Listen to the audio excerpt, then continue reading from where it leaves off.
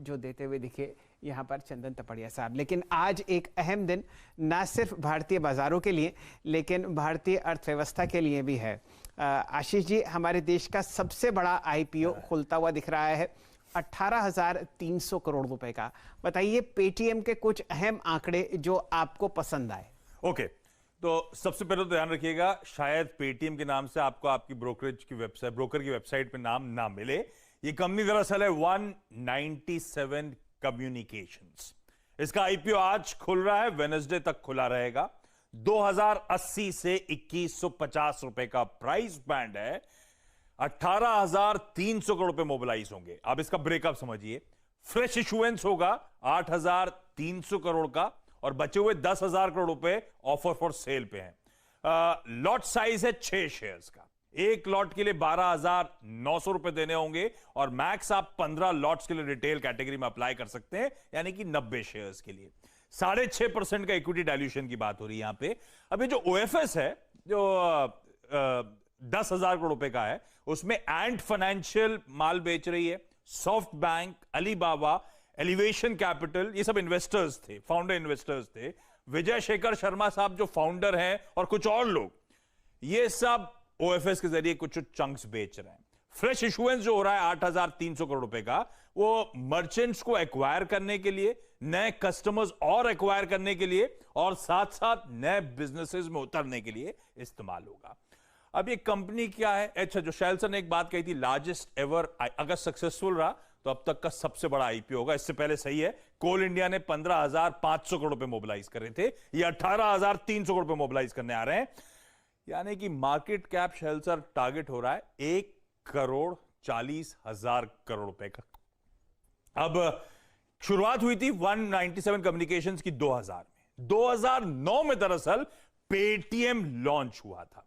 विजय शेखर शर्मा साहब ने कंपनी की शुरुआत करी थी और आज ये दरअसल एक प्रोफेशनली मैनेज्ड कंपनी है, कोई आइडेंटिफाइबल प्रमोटर नहीं है। लार्जेस्ट पेमेंट प्लेटफॉर्म है, 40% वॉल्यूम मार्केट शेयर है मोबाइल में, 65% मार्केट शेयर है वॉलेट पेमेंट्स में।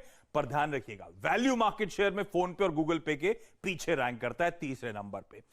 यह कंपनी पेमेंट सर्विसेज, कॉमर्स और क्लाउड सर्विसेज, फाइनेंशियल सर्विसेज मुहैया कराती है। जून तक का डेटा हमारे पास है। जून एंड में 33.3 करोड़ कंज्यूमर्स, 2,18,00,000 मर्चेंट्स रजिस्टर्ड थे इसके पास। ये ब्रांड पेमेंट्स में सबसे वैल्यूएबल ब्रांड है, $6.3 बिलियन का वैल्यूएशन। बाकी के पैरामीटर्स आपकी स्क्रीन पर आएंगे। Customers over the years, merchants over the years कैसे ग्रो हुए, रेवेन्यूज और लॉसेस कहने के लिए रिड्यूस जरूर हो रहे हैं, लेकिन बहुत हाई बर्न रेशियो है। FY21 में इस कंपनी ने 2,800 करोड़ रुपए के रेवेन्यूज करे, उसके सामने 4,500 करोड़ के एक्सपेंसेस करे थे।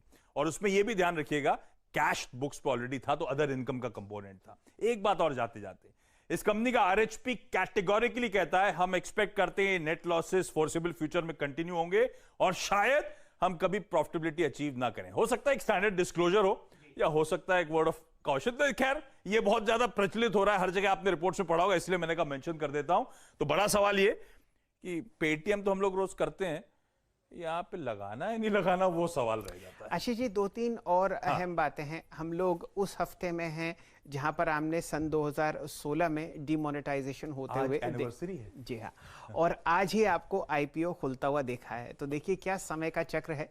डिमोनेटाइजेशन के होते पेटीएम जो है, आप देखिए घर घर में आपको चलता हुआ दिखा था और अब 5 साल बाद इस कंपनी का आईपीओ आता हुआ। इंटरनेट कंपनी है।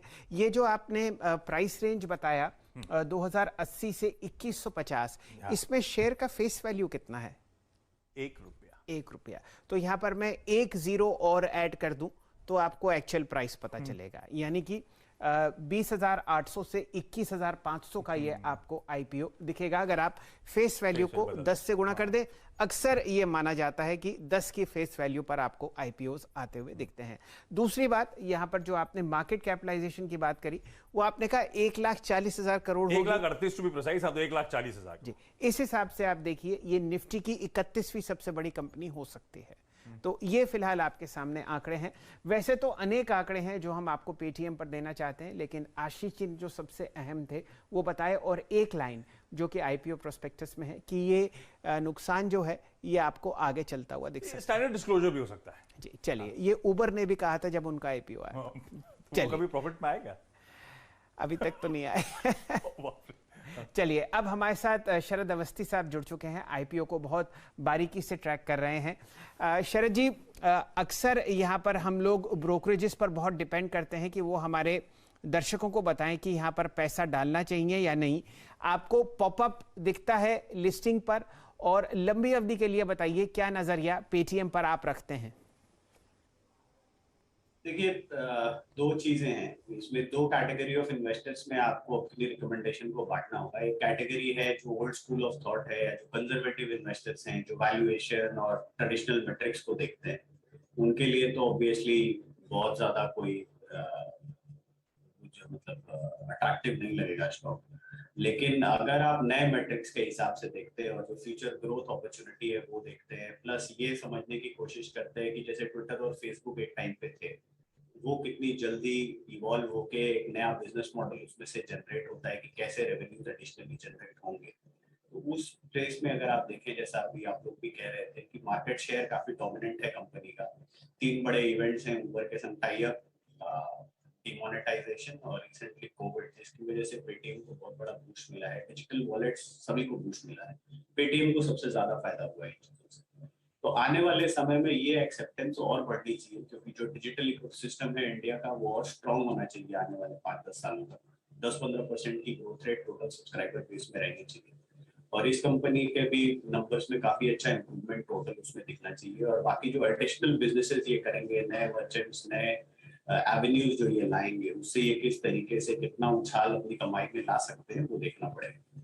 3 महीने के नतीजे, अभी भी लॉस मेकिंग कंपनी है, और जैसा कि डीआरएसपी में भी लिखा है कि थोड़े टाइम तक और लॉसेस रह सकते हैं, क्योंकि नया पैसा भी एक्सपेंशन में यूज होगा। तो उस हिसाब से अगर आप एक कंजर्वेटिव इन्वेस्टर हैं तो उनके लिए तो बिल्कुल सेंस नहीं करता है। बट अगर आप नई टेक्नोलॉजी, नई थीम, नई इंडस्ट्री को समझते हैं तो उस हिसाब से ये एक डिसेंट आईपीओ है, क्योंकि कंपनी की डोमिनेंट पोजीशनिंग है। अगर आप ब्रांड वैल्यू के हिसाब से देखें तो लगभग शायद 6.3 बिलियन या 40-45 हजार करोड़ के आसपास की ब्रांड वैल्यू। हालांकि जो वैल्यूएशंस मांगी जा रही है वो काफी स्टीप है, बट ये स्पेस में यूजुअली आप मार्जिन्स ऑफ स्केल पे प्ले करते हैं। तो जैसे जैसे इनका सारा खर्चा हो रखा है, जरूरी नहीं है कि हर एडिशनल कस्टमर पे इतना ज्यादा खर्चा हो, तो वो खर्चा काफी लिमिटेड होता है। अब जो एडिशनल ग्रोथ आएगी वो सीधा सीधी बॉटम लाइन एडिशन जैसी काउंट करेगी। तो अगर आप उस नजरिए से देखें और आप लॉन्ग टर्म इन्वेस्टर हैं, थोड़ा रिस्क टेकिंग आपका एपेटाइट है, तब आपको जरूर जाना चाहिए। लिस्ट मामूली फायदा होना चाहिए, बट लॉन्ग टर्म में मुझे लगता है कि काफी बढ़िया स्टोरी पैन आउट हो सकती है। चलिए, ये राय आपको देते हुए दिखते हैं शरद अवस्थी साहब। मन मर्जी आपकी है, और ये बात पक्की है। जो एक ग्राफिक शीट आपके सामने अभी चलती हुई दिखेगी, आशीष जी जिक्र कर रहे हैं हमारे देश के 5 सबसे बड़े आईपीओज जो आपने इस सन 2000 से आते हुए देखे। आशीष जी, क्या टिप्पणी? अब पता नहीं हिस्ट्री रिपीट करती नहीं करती, मुझे नहीं पता, लेकिन इस देश के जो टॉप 5 सबसे बड़े आईपीओज रहे, हमने कोल इंडिया का जिक्र करा शायद सर, 15,500 करोड़। उससे पहले Reliance power, GIC, new India assurance और डीएलएफ, ये अब तक के 5 सबसे बड़े आईपीओज थे इस देश के। और तीनों ने, जिन्होंने पैसा डाला था लंबे अरसे तक, अब तक डिसअपॉइंटमेंट ही हाथ आया है। तो थोड़ा सा डर लगता है बहुत बड़े इश्यूएंस से। और जहां तक अवस्थी साहब कह भी रहे थे रेवेन्यू मल्टीपल्स के लिहाज से, 36 टाइम्स पे ये देने को आ रहे हैं। और इससे पहले एक कंपनी हम चर्चा कर रहे थे जोमैटो स्टार्टअप्स की, वो आज भी 28 टाइम्स के आसपास। उससे कंपेयर करें तो अभी भी बहुत सही है। स्ट्रेच तो वैल्यूएशंस है, अब जो नया धंधा समझते हैं उनके लिए है ये बिजनेस। बिल्कुल। देखिए, यहाँ पर आपको इस बात को समझना है कि ये जो नई इंटरनेट कंपनीज लिस्ट होती हुई दिख रही हैं, इनके कोई हमारे पास एक वैल्यूएशन का खांचा नहीं है। अब ये अगर खांचा नहीं है तो इसका मतलब ये नहीं कि ये आईपीओ पुराने मापदंडों के हिसाब से गलत प्राइसिंग पे है। क्योंकि हमारे पास खांचा नहीं है, ये हम लोग समझ नहीं पा रहे फिलहाल कि इसको खरीदना चाहिए या नहीं खरीदना चाहिए। लेकिन समय सबसे बढ़िया आपको नतीजा देता है।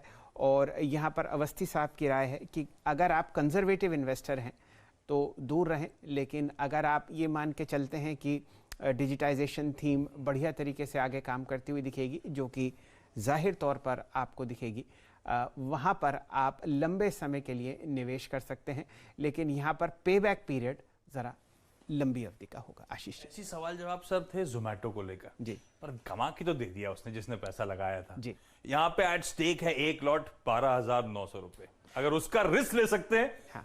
तो शायद अगर रिस्क अवर्स है तो बाकी फिर दूर रहे स्टॉक। अब ये देखना पड़ेगा कि जैसे नायका का जो आईपीओ था 5460 करोड़ का, वो 92 गुना ओवर सब्सक्राइब हुआ था। 18,300 करोड़ यानी कि 18,300 करोड़ कितना ओवर सब्सक्रिप्शन होता है, ये तो समय ही बताएगा। हाँ। वैसे नायका का आईपीओ इस हफ्ते लिस्ट हो रहा है, थर्सडे को होना चाहिए कैलकुलेशन के हिसाब से। चलिए तो इंतजार रहेगा नायका का। और नायक आज आपको बाजार में उतरता हुआ दिख रहा है, जो कि है पेटीएम। वीरेंद्र जी